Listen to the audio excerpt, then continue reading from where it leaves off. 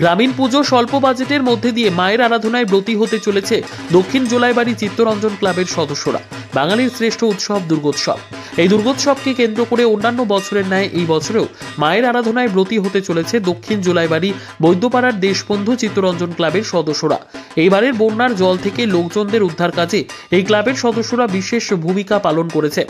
বন্যার প্রভাবে কোনো প্রকার চাঁদার জুলুম ছাড়া স্বল্প বাজেটে নানান প্রকারের সামাজিক কর্মসূচির মাধ্যমে দুর্গাপুজোর আয়োজন করছে ক্লাবের সদস্যরা। এই বছর পুজোর বাজেট রাখা হয়েছে 1,20,000 টাকা। পুজোর প্রস্তুতির কাজ চলছে দ্রুত গতিতে। নিয়ম রক্ষার্থেও লোকজনেরা যাতে করে ভয়াবহ বন্যার প্রভাব কাটিয়ে আনন্দে মাতোহারা হয়ে উঠতে পারে তারই প্রয়াস চালিয়ে যাচ্ছে ক্লাব কর্তৃপক্ষ।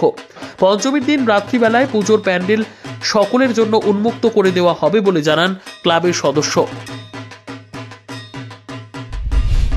দেশবন্ধু চিত্তরঞ্জন ক্লাব দক্ষিণ জেলার বৈদ্যপাড়া প্রত্যেক বছরে নেয় এই বছরও আমরা মা দুর্গার পুজোয় আমরা ব্রত হয়েছি। আমরা প্রত্যেক বছরই আমাদের এই পুজোতে আমরা বিভিন্ন ধরনের অনুষ্ঠান করে থাকি, সামাজিক অনুষ্ঠান যেমন বস্ত্র বিতরণ করে থাকি এবং তার পাশাপাশি কিছু প্রোগ্রাম করে থাকি, যেগুলো হলো আমাদের যে বসে আঁকা প্রতিযোগিতা মতো অনুষ্ঠান করে থাকি। পাশাপাশি এবার আমাদের যে দুর্গাপুজোর থিম, এটা একটা কাল্পনিক মন্দির আমাদের যা ফুল দিয়ে করা হচ্ছে, কাল্পনিক মন্দির।